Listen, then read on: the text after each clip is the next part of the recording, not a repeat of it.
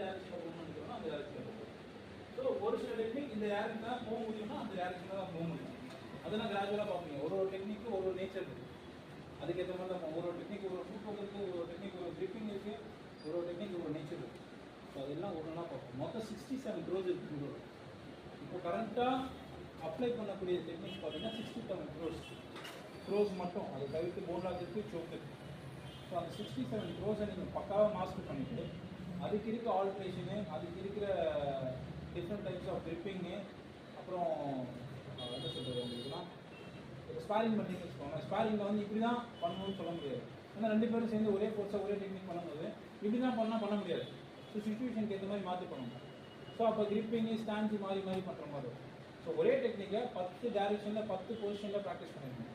அந்த மாதிரி 67 டெக்னிக்கையும் ஒரு விஷயத்தையும் இண்டிவிஜுவலாக மாஸ்டர் பண்ணிங்கன்னா இனி நேஷனல் லெவலில் ரெடி ஆகிடும்.